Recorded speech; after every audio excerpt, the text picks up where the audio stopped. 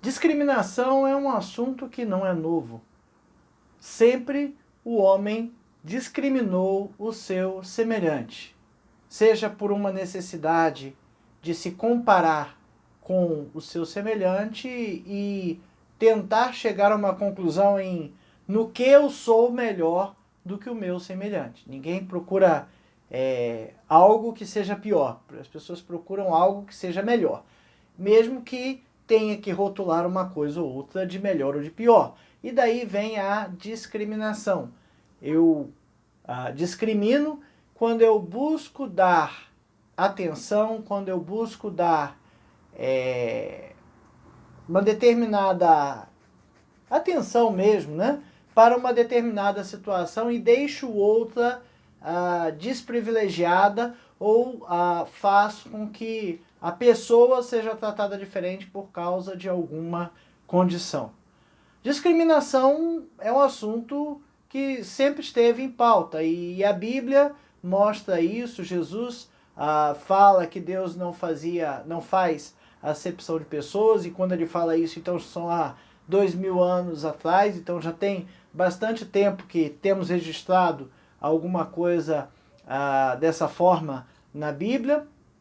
E de fato, ultimamente, esse assunto tem estado extremamente em voga nos mais diversos tipos de discriminações. A gente fala de discriminação social, então estão ligadas às características sociais do homem, né?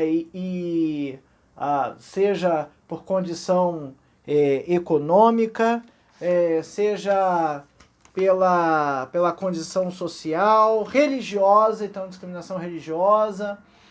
Existe a discriminação racial, então por conta de uma determinada etnia ou de outra etnia, alguns seres aí se entram em conflito, e tem estado em voga também a discriminação quanto à orientação sexual, opinião da pessoa, que ela deve ou não deve escolher, e infelizmente algumas discriminações têm sido feitas. No entanto, a gente não pode esquecer de diferenciar a discriminação de opinião, né? Eu achar que algo está certo ou achar que algo está errado não me torna alguém que discrimina alguém, né? Eu posso me relacionar com uma pessoa, conviver com uma pessoa sem concordar com as coisas que ela faz e sem gostar das coisas que ela faz, né? A maioria dessas discriminações não estavam tão em voga na época de Tiago, né? Discriminação racial não era algo ali que aparecia muito. A questão religiosa tinham as discussões, mas não havia uma discriminação tão forte assim, né? E Tiago está falando de uma que era muito forte, a questão dos escravos, né? A escravidão não chega a ser discriminação, mas era uma relação da época que não era discutida. Mas Tiago vem falar da discriminação social no que tange à economia, porque isso era algo forte na sua época, né? Ele fala de princípios, os princípios que ele fala, que ele usa, são princípios que são válidos até os nossos dias. O capítulo 2 de Tiago, nos seus 13 primeiros versículos, fala deste assunto. Eles dizem assim: meus irmãos, não tenhais a fé em nosso Senhor Jesus Cristo, Senhor da glória, em acepção de pessoas. Não ter a fé em acepção de pessoas. Se, portanto, entrar na vossa sinagoga algum homem com anéis de ouros nos dedos, em trajos de luxo, e entrar também algum pobre andrajoso, e tratardes com deferência o que tem os trajos de luxos, e lhes disserdes: tu, assenta-te aqui em lugar de honra, e disserdes ao pobre: tu, fica ali em pé, ou assenta-te aqui embaixo do estrado dos meus pés. Não fizeste distinção entre vós mesmos, e não vos tornaste juízes tomados de perversos pensamentos? Ouvi, meus amados irmãos, Não escolheu Deus os que para o mundo são pobres, para eles serem ricos em fé e herdeiros do reino que ele prometeu aos que o amam? Entretanto, vós outros menosprezastes o pobre. Não são os ricos que vos oprimem, e não são eles que vos arrastam para os tribunais? Não são eles que blasfemam um bom nome que sobre vós foi invocado?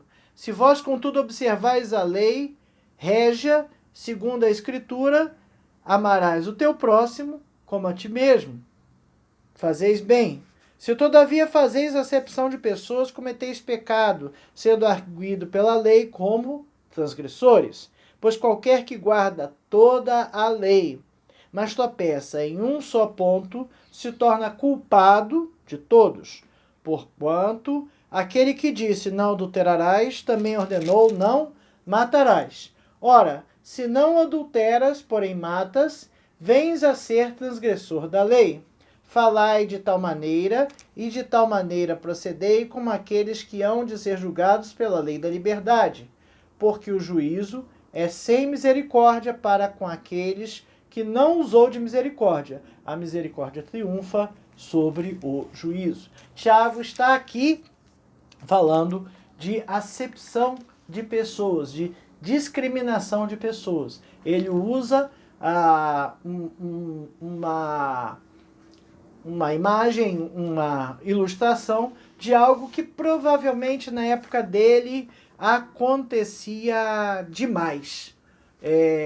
Dar deferência a uma pessoa mais bem vestida, com anéis de ouro, ou seja, uma pessoa rica, e discriminar ou deixar de lado, um pouco mais menosprezada, uma pessoa pobre ou mal vestida ou simples.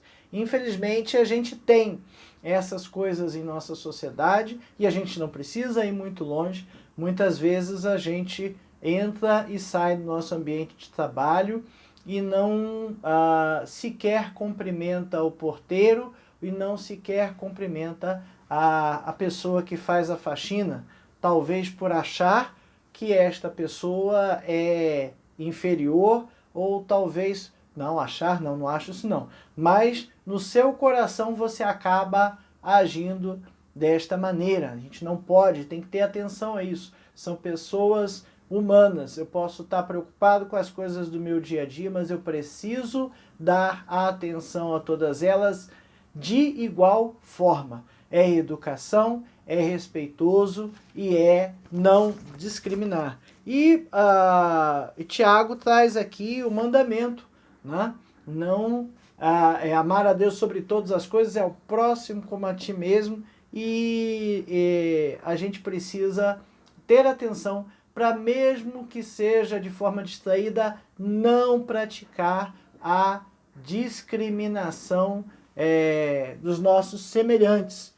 É muito importante ter isso em mente. Bom, essa é a lição número 2 da revista Palavra e Vida, edição número 74. A revista Palavra e Vida, editada pela Convenção Batistas Fluminense, está disponível lá no site batistasfluminense.org.br. Você pode baixar o PDF, imprimir e acompanhar as lições. Essa edição de número 74 tem por tema Fé e Verdade, reflexões das cartas de Tiago, 1ª e 2ª Pedro e Judas. Estamos fazendo a reflexão, o estudo da carta de Tiago ainda nessas primeiras lições. Foi escrita pelo pastor Ronaldo Gomes de Souza. Essa segunda lição, lição número 2, tem por tema a fé e o convívio social. E quando a gente fala de convívio social, não tem tema mais acalorado que não seja a discriminação. Por quê? Porque, como eu disse, muitas vezes a gente faz isso em diversos níveis, né? Seja aquele nível expresso, né? Aquele nível público, ou só no meu coração. Claro que não podemos fazer, eu falo a gente faz, porque é uma forma da gente de se colocar dentro do problema para que a gente entenda. Bom, mas o primeiro tópico da nossa lição fala do exemplo de Jesus e por tema, por tópico, por referência, temos os 4 primeiros versículos que falam de alguém entrando numa sinagoga, né? Um rico e um pobre. E a palavra que o nosso comentarista começa usando aqui no tópico é competição, né? As pessoas, infelizmente, travam uma verdadeira competição por louvor, por glória, por honra, por se sentir melhor com tudo isso. Isso acontece na nossa sociedade o tempo todo. Então, é uma coisa que é do ser humano. Em Lucas 14, dos versículos 7 a 14, Jesus está contando uma parábola. Lucas 14, de 7 a 14. Lucas 14, de 7 a 14. Isso. Estava no 15, agora sim. Os primeiros lugares. Reparando como os convidados escolhiam os primeiros lugares, propôs-lhes uma parábola. Veja que é o mesmo tema que Tiago está falando, né? De alguém mais importante, ou mais rico, mais bem trajado, receber um lugar de destaque, enquanto um pobre na sinagoga, então, né, da frente para trás, recebe um lugar menos honrado. E Jesus está reparando como os convidados escolhiam os primeiros lugares e propôs-lhes uma parábola. Quando por alguém fores convidados para um casamento, não procureis o primeiro lugar, para não suceder que, havendo um convidado mais digno do que tu, vindo ele que te convidou e também a ele, te diga, dá o teu lugar a este, então irás envergonhado ocupar o último lugar. Pelo contrário, quando fores convidado, vai tomar o último lugar, para que quando vier o que te convidou, te diga, amigo, senta-te mais para cima. Sentar-se-á ser-te-á isto uma honra diante de todos os mais convivas. Pois todo o que se exalta será humilhado, e que humilha será exaltado. Disse também o que havia convidado. Quando deres um jantar ou uma ceia, não convide os teus amigos, nem teus irmãos, nem teus parentes, nem vizinhos ricos, para não suceder que eles, por sua vez, te convides e sejas recompensado. Antes, ao dares um banquete, convida pobres, os aleijados, os coxos e os cegos. Serás bem-aventurado pelo fato de não terem eles com que recompensar-te. A tua recompensa, porém, tu a receberás da ressurreição dos justos. Jesus está aqui ilustrando uma situação, uma parábola, em que as pessoas escolhem lugares de honra e destaque. Olha, infelizmente no nosso dia a dia a gente vê isso direto. Pessoas que precisam ou querem demonstrar um lugar de destaque para que se mostrem, né, como importantes, se mostrem como pessoas influentes, se mostrem como pessoas que têm um status. As pessoas, infelizmente, buscam isso o tempo todo. Lá em Mateus 23, Jesus está falando dos fariseus, né? Está condenando a postura dos fariseus, que tornam a lei tão difícil que só eles conseguem cumprir, e acabam menosprezando os outros. Só nós, fariseus, é que conseguimos estar cumprindo a lei e fazendo tudo o que Deus manda. Mas esse problema de buscar importância nos lugares, infelizmente, continua na nossa vida, seja na política, nos negócios, na sociedade ou até na igreja. E olha, nós estamos nos aproximando de uma época de campanha política e, infelizmente, muitas igrejas são, nesses momentos, invadidas por políticos que querem aparecer, querem fazer campanha eleitoral usando o púlpito. Então, infelizmente, acontece. E infelizmente acontece em alguns pastores que acabam dando lugar a isso. Veja, se uma autoridade aparece na igreja, ela deve ser anunciada sim. Sabe quando a gente anuncia os visitantes? Né? Queremos conhecer quem nos visita, fulano, seja bem-vindo, ciclano, seja bem-vindo. Olha, o nosso governador está aqui, olha, o nosso prefeito está aqui, uma autoridade XYZ está ali, se é visitante, se é do dia a dia não é o caso. Chame para orar, por que não? A Bíblia diz que devemos orar pelos nossos governantes, não quem está fazendo campanha. Então, veja e entenda a situação em que a gente precisa ter noção. Não podemos tratar alguém como autoridade para colocá-la acima dos outros. E a gente precisa ter a plena consciência que igreja não é lugar para que ninguém se projete. E quando a gente fala ninguém se projete, eu citei a situação política, mas existem pessoas que, infelizmente, dentro da igreja, sentem uma necessidade de ocupar cargos para que elas sejam, como se diz, tenham, né, alguma autoridade, algum poder de influência. E isso não é correto, não é bom. Igreja não é lugar disso. As pessoas ocupam cargos para servir, não para ser servidas. É muito importante isso, né?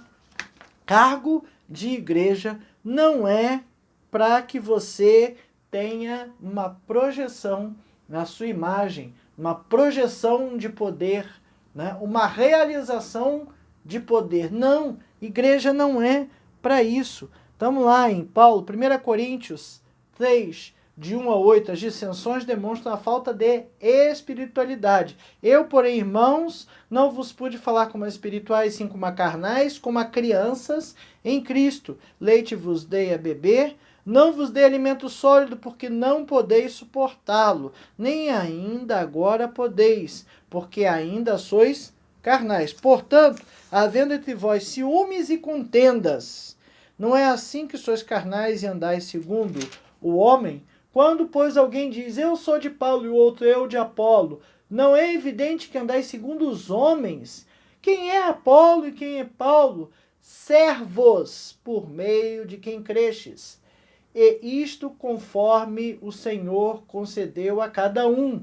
Eu plantei, Apolo regou, mas o crescimento veio de Deus, de modo que nem o que planta é alguma coisa, nem o que rega, mas Deus que dá o crescimento. Ora, o que planta e o que rega são um, e cada um receberá o seu galardão segundo o seu próprio trabalho. Ainda mais versículos 21 a 23. Portanto, ninguém se glorie nos homens, porque tudo é vosso, seja Paulo, seja Apolo, seja Cefas, seja o mundo, seja a vida, seja a morte, sejam as coisas presentes, sejam as futuras, tudo é vosso, e vós de Cristo e Cristo de Deus. Paulo está falando aqui sobre uma disputa dentro da igreja. Olha, eu sigo a Paulo, olha, eu sigo fugiu o nome, a Apolo, eu sigo a Cefas, Pedro, né? E haviam dissensões na igreja para saber de quem você é, né? Você segue a quem, né? Porque Paulo pregou, porque Apolo também pregou, mas foi fulano que se converteu quando Paulo pregou. Não, mas Apolo pregou antes. Então o trabalho é dele, o trabalho é de Deus. O trabalho não é do ser humano. O trabalho, a obra é de Deus. E infelizmente, dentro da igreja, a gente vê coisas dessa natureza. Como é triste a gente perceber alguém que ficou triste ou ferido porque não recebeu um reconhecimento para algo que fez como serviço para Deus. Ora, se era serviço para Deus, não tinha que ter reconhecimento nenhum. Se tiver, ótimo. Se não tiver, não tem que ter paga nesta moeda pelo seu salário. Porque a nossa moeda, o nosso pagamento é espiritual. Deus nos abençoa com muitas e muitas e muitas bênçãos. Tiago está trazendo uma advertência muito severa. Não tenhais a fé em nosso Senhor Jesus Cristo, Senhor da glória, em acepção de pessoas.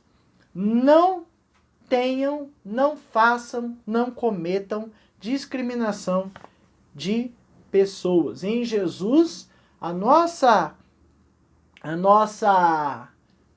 ação, a nossa atitude é completamente diferente, né? Jesus Jesus experimentou a rejeição, sim, né? Da pior forma possível, porque ele foi morto pelos líderes religiosos judeus. E eles mesmos sabiam que Cristo não falava nada de errado. Mateus 22, a segunda parte, dizia assim, ó, 22:16, segunda parte. Mestre, sabemos que és íntegro e que ensinas o caminho de Deus, conforme a verdade. Tu não te deixas influenciar por ninguém, porque não te prendes à aparência dos homens. Eles mesmos falavam isso. Mas eles mesmos condenaram Jesus à morte. Então, nós temos que ter cuidado para não estar fazendo a mesma coisa no nosso dia a dia. Em Marcos 12, de 41 e 44, está falando lá da viúva pobre, que das ofertas no gasofilácio, né? Que as pessoas vinham e colocavam as suas ofertas com a maior honra, né? É como se fosse colocando aquele bolo de dinheiro para todo mundo ver que eu estou dando um bolo de dinheiro, e a viuvinha foi lá e colocou 2 moedinhas. E Jesus mostrou para os seus discípulos que a oferta da viúva era maior, porque ela deu tudo o que ela tinha, enquanto os outros davam uma parte daquilo que tinham. Então, nós temos que ter cuidado. É a tendência humana, né? Valorizar grandes ofertas, valorizar pessoas mais bem trajadas, mais bem vestidas. Teve uma outra situação também semelhante, Saulo, né? Atos 9, de 26 a 28, narra a dificuldade que Saulo, depois de se converter, teve para pregar. Ora, ele era um perseguidor e todo mundo tinha medo. Será que ele converteu mesmo? Ou será que isso é uma artimanha? Será que ele está fazendo isso para pegar mais gente? Cuidado, hein? Esse Saulo é esperto. Não é porque eu me chamo Saulo, mas esse Saulo era esperto. E as pessoas tinham, como se diz, tinham esse receio. Atos 9, de 26 a 28. Tendo chegado a Jerusalém, procurou juntar-se com os discípulos. Todos, porém, o temiam, não acreditando que ele fosse discípulo. Mas Barnabé, tomando-o consigo, Barnabé já era conhecido, já era discípulo, e Barnabé deu testemunho da conversão de Saulo. Barnabé, tomando-o consigo, levou aos apóstolos e contou-lhes o que ele vira, que ele vira o Senhor no caminho, e que este lhe falara, e como em Damasco pregara ousadamente em nome de Jesus. Estava com eles em Jerusalém, entrando e saindo, pregando ousadamente em nome do Senhor. Então, Saulo também sofreu uma discriminação pelo seu passado, pela sua história. E muitas vezes a gente precisa a gente precisa romper essas barreiras para que a gente consiga olhar a pessoa humana e não enxergue as dificuldades. O segundo tópico vem falar o tratamento gracioso de Deus para com todos. Deus não leva em conta as diferenças. Ele não faz acepção de pessoas. Atos 10, versículo 34 diz assim: então falou Pedro dizendo, reconheço por verdade que Deus não faz acepção de pessoas. E aqui a discussão era a questão de pregar aos gentios ou aos judeus. Quando Jesus foi aos céus, os discípulos entenderam que era para pregar para todos os judeus, né? E Paulo vem e começa a pregar aos gentios. E Pedro tem uma visão sobre um lençol que desce do céu com animais que eram considerados imundos pela lei dos judeus. E Pedro estava com fome, estava ali, deveria estar cochilando, tendo uma visão. E Deus manda ele caçar. E ele falou que não ia tocar em coisa imunda. Deus fala, não torne imundo o que eu tornei puro.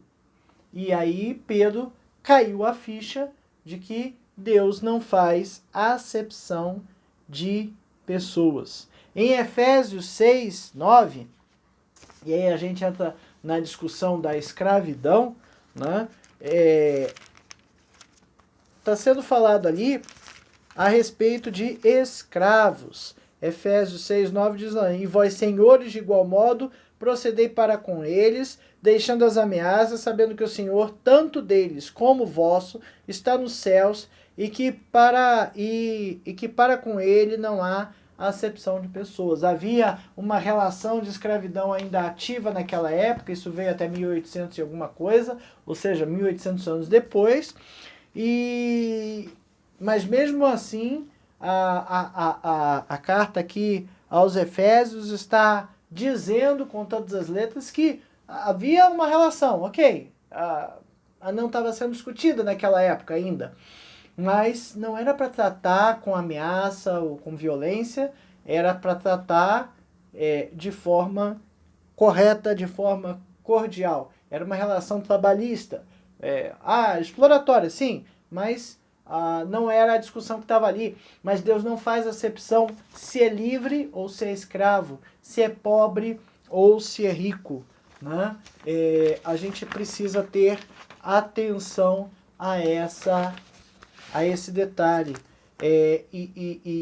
Tiago vem falar que a graça de Deus é que transforma o homem rico em pobre. Perceba nos versículos seguintes, não fizeste, versículo 4, Tiago 2, 4, não fizestes distinção entre vós mesmos e não vos tornais juízes tomados de perversos pensamentos. 5. Ouvi, meus amados irmãos, se não escolheu Deus os que para o mundo são pobres, para serem ricos em fé e herdeiros do reino que ele prometeu aos que o amam. Tiago está mostrando aí um contraste, né? É pobre, mas o que a gente tem de condição financeira nessa terra não diz o quanto espiritual a gente é, ou o quanto a gente ama a Deus, ou quanto a gente serve a Deus. Esta riqueza aqui é totalmente passageira. O rico pode se tornar pobre da graça de Deus e o pobre pode se tornar rico da graça de Deus. Uma coisa nada tem a ver com a outra. Rico ou pobre nesse mundo vai acabar e vai ficar por aqui. A herança eterna, ela é, como disse, eterna. E ela perdura para sempre. Essas coisas, né, essa herança eterna é graça, A igreja não pode se prender a classes sociais. Precisamos ter muito cuidado com isso. Muito cuidado com isso. A gente pego nessa artimanha de classes sociais, de dar atenção aos mais ricos, de uma forma, parece distraída. Efésios 2, de 11 a 22, diz assim: portanto, lembrai-vos de que outrora vós gentios na carne, chamados em circuncisão, por aqueles que se intitulam circuncisos na carne por mãos humanas, naquele tempo estáveis sem Cristo, separados da comunidade de Israel e estranhos às alianças da promessa, não tendo esperança e sem Deus no mundo. Mas agora, em Cristo Jesus, vós que antes estáveis longe, fostes aproximados pelo sangue de Cristo, porque ele é a nossa paz, o qual de ambos fez um, e tendo derribado a parede de separação que estava no meio, a inimizade, aboliu na sua carne a lei dos mandamentos na forma de ordenanças, para que dos dois criasse em si mesmo um novo homem, fazendo a paz, e reconciliasse ambos em um só corpo com Deus, por intermédio da cruz, destruindo por ela a inimizade. E vindo, evangelizou paz a vós outros, que estáveis longe, e paz também aos que estavam perto. Porque, por ele, ambos temos acesso ao Pai, em um Espírito. Assim, já não sois estrangeiros e peregrinos, mas concidadãos dos santos, e sois família de Deus, edificados sobre o fundamento dos apóstolos e profetas, sendo ele mesmo, Cristo Jesus, a pedra angular, no qual todo edifício bem ajustado cresce para santuário dedicado ao Senhor, no qual também vós, juntamente, estáis sendo edificados para a habitação de Deus no Espírito. Então, Jesus morreu na cruz para derrubar este muro de separação. Jesus consumou, melhor dizendo, uma obra salvadora, morte e ressurreição. Ele veio para retirar todas as diferenças. Ele veio para derrubar todas estas impossibilidades de salvação. Ele veio para todos. E jovens, velhos, pobres, ricos, cultos, incultos, né?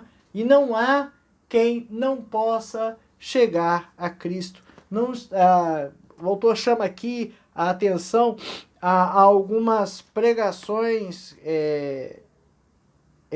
universalistas, triunfalistas, que todos serão salvos. Não, quem acreditar e quem aceitar, o sacrifício de Cristo na cruz, esse sim serão salvos. Mas ele veio para morrer por todos. E não há separação, não há distinção. Deus não faz essa distinção. O terceiro tópico vem falando do ensino da palavra de Deus. E aí Tiago, ele vai e recorre para uma coisa antiga, bem antiga, um mandamento.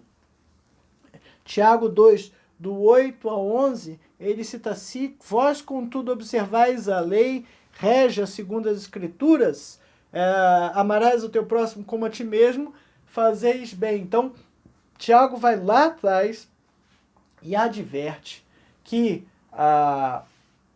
as Escrituras já previam que eu preciso amar ao próximo como a mim mesmo. Será que eu faço discriminação de mim mesmo?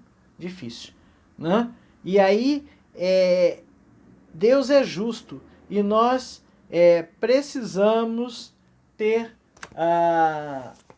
em nossa conta esta justiça. João 5, 24, João 5, 24, diz assim: em verdade vos digo que quem ouve a minha palavra e crê naquele que me enviou tem a vida eterna, não entra em juízo, mas já passou da morte para a vida. Romanos 8, 1. Fazendo aqui ao vivo e a cores. Né? Romanos 8, 1. Diz assim: agora, pois, já nenhuma condenação há para os que estão em Cristo Jesus. A salvação vem por Cristo Jesus. As obras não nos salvarão. No entanto, nós precisamos ter a clareza que seremos julgados pelas nossas obras. Romanos 14, de 10 a 13, diz assim, olha o que diz lá. Tu, porém, por que julgas teu irmão? E tu, por que desprezas o teu? Pois todos compareceremos perante o tribunal de Deus, como está escrito: por minha vida, diz o Senhor, diante de mim se dobrará todo joelho e toda língua dará louvores a Deus. Assim, pois, cada um dará conta de si mesmo a Deus. Tudo que eu faço, tudo que eu deixo de fazer, tudo que eu faço de certo ou faço de errado, eu darei conta de mim mesmo a Deus. E ainda em 2 Coríntios 5, de 9. 2 Coríntios 5, 9 e 10. Isso.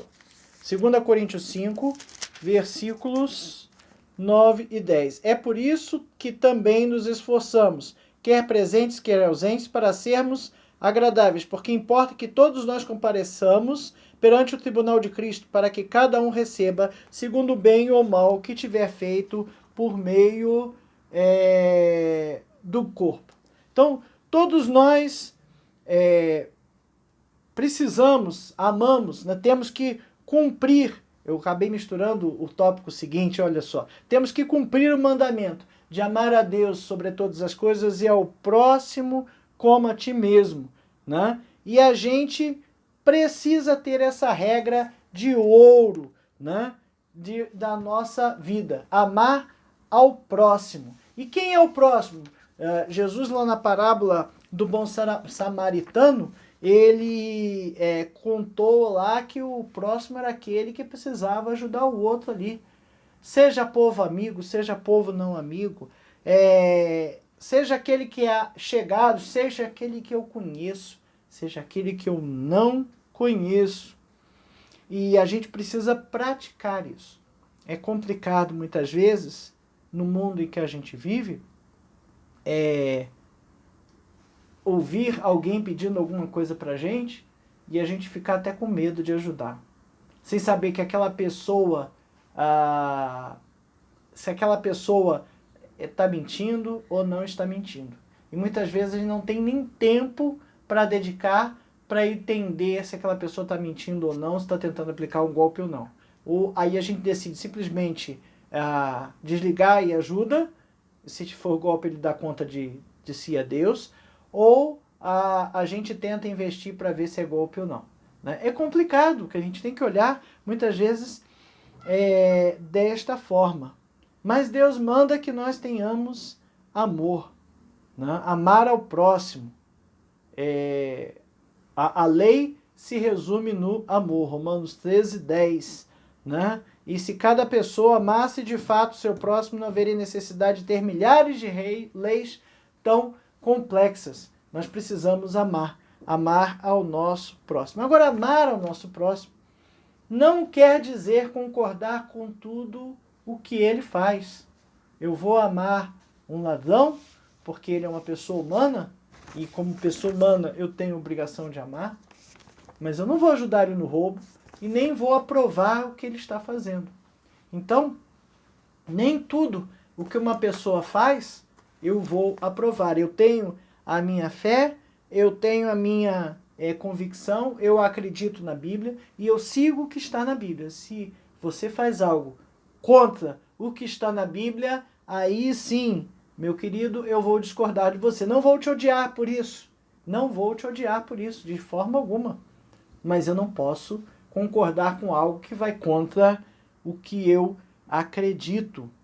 Eu não preciso ter as pessoas dentro do meu círculo de amizade e intimidade para eu amar dessa forma. Né? Eu preciso tratá-las com respeito e eu preciso fazer conforme a vontade de Deus. Né? Não é algo fabricado, não é um sentimentalismo fabricado, como ele coloca aqui, né? Sentimentalismo fabricado artificialmente. Amar é glorificar a Deus e a gente precisa agir em amor. Respeitar, sim, agir com cordialidade, mas não esquecendo que eu não vou concordar com tudo o que a pessoa faz simplesmente porque eu tenho que concordar. E, infelizmente, esse tem sido um ponto de discordância muito grande, porque as pessoas, muitas vezes, taxam de discriminação quando você não concorda com a opinião da outra, né? Coisas diferentes. O quarto tópico fala do temor do julgamento de Deus, né? Aí sim a gente está nos versículos 12 e 13, né, desse texto de Tiago. Falai de tal maneira e de tal maneira procedeis. O que você fala que vai fazer, faça. Como aqueles que hão de ser julgados pela lei da liberdade, porque o juízo é sem misericórdia para aquele que não usou de misericórdia. Misericórdia triunfa em juízo. E aí Tiago está falando sobre a questão da justiça. E quando ele fala de justiça, a gente lembra de julgamento, né? A justiça se faz através de um julgamento. E aí, entre os textos que eu acabei lendo errado agora há pouco, de João 5:24 e Romanos 8:1, que dizem que nós não seremos julgados pelos nossos erros para ter salvação ou para ter a condenação eterna. A salvação vem pela fé em Cristo. Então não adianta eu ser bom para ser salvo. Eu sou bom, eu preciso ser bom, eu preciso praticar a bondade por amor. Mas isso não vai me trazer a salvação. Ok? Então, esses dois textos, João 5:24 e Romanos 8:1, expressam o quê? Que a salvação vem por Cristo. O outro texto que eu mostrei, Romanos 14, de 10 a 13, 2 Coríntios 5-9, fala que nós seremos julgados pelas nossas obras. Não para ir para o céu, para o inferno, porque céu ou inferno, salvação eterna ou morte eterna, virão pelo sacrifício de Cristo, pela aceitação do sacrifício de Cristo. Ok? É isso que vai me dar a salvação ou a condenação eterna. É aceitar ou não aceitar, seguir a Cristo ou não. Agora, o que eu falo, o que eu faço, será julgado. E aí ele bota aqui no versículo 12, na primeira parte, falai de tal maneira e de tal maneira procedeis. As nossas palavras serão julgadas. Né? Mateus 12:36, bem interessante esse versículo.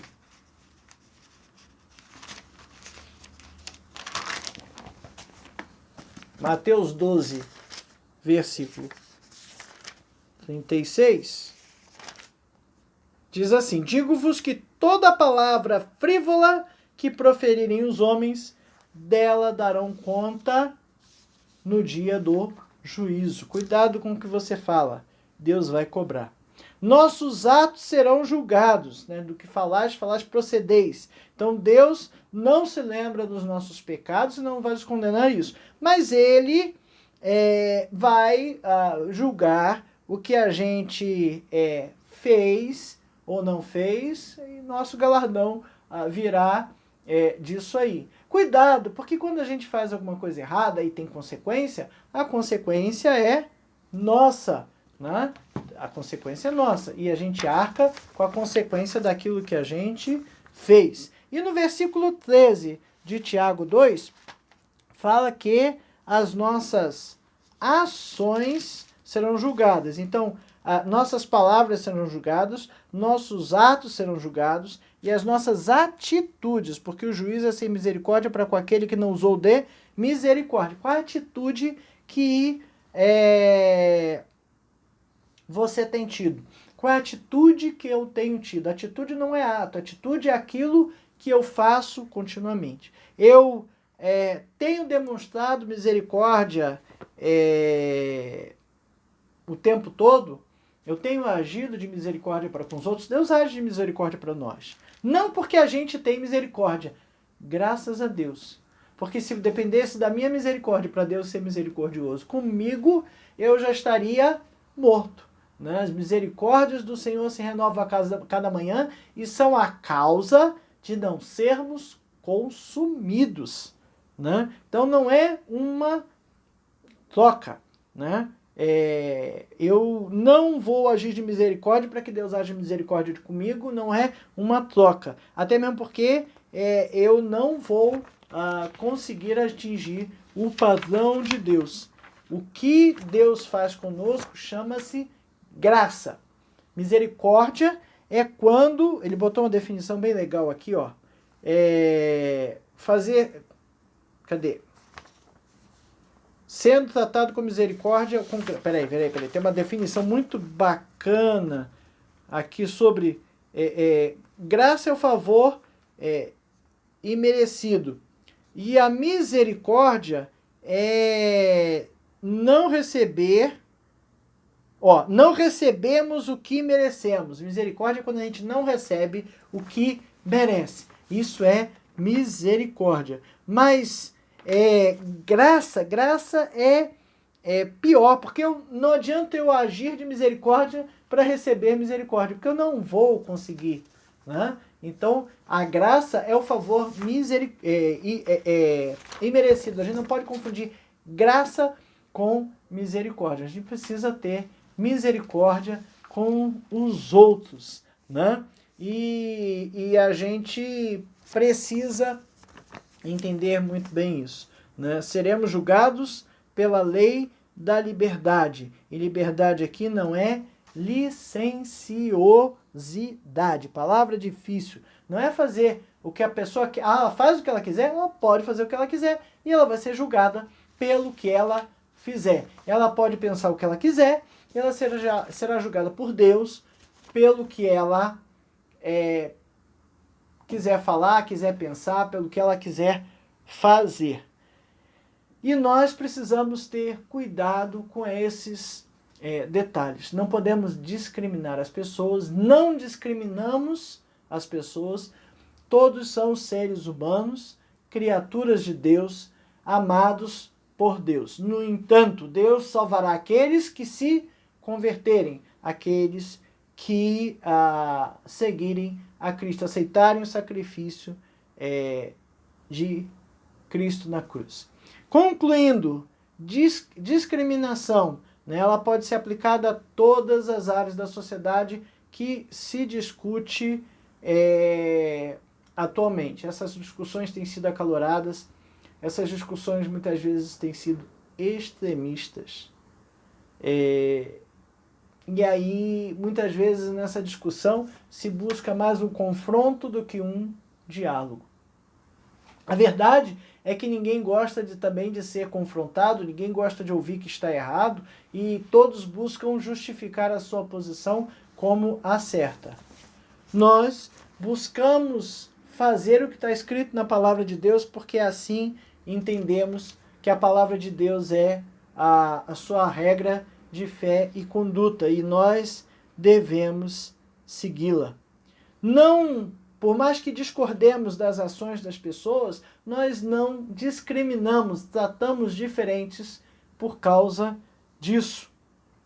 Deus não faz acepção de pessoas, assim como não fez a acepção do judeu para o gentio, né? Onde abundou o pecado, superabundou a graça. Está lá em Romanos 5, 20.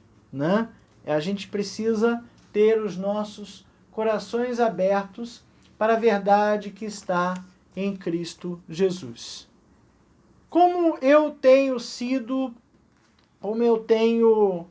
agido nessas questões sobre discriminação?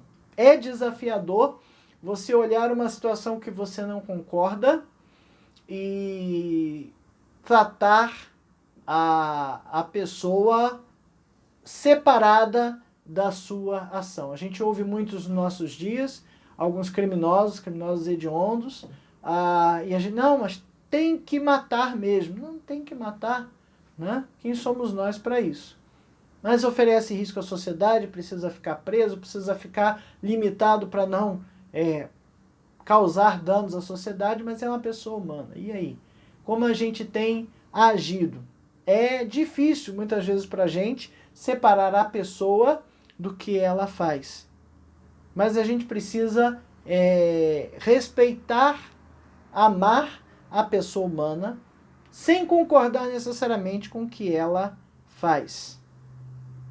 E fica bem claro, né? Precisa ficar bem claro que não concordar com o que a pessoa faz não quer dizer discriminar a pessoa. Isso precisa ficar muito patente. E a outra coisa que a gente precisa ter em mente é que na igreja e no serviço de Deus não pode haver proeminência, não pode haver preeminência, não pode haver quem seja mais importante, quem seja de mais alto nível ou mais alta importância dentro da igreja. Que Deus nos abençoe, nos ajude e nos ilumine a tratar todos de forma igual e não discriminar ninguém.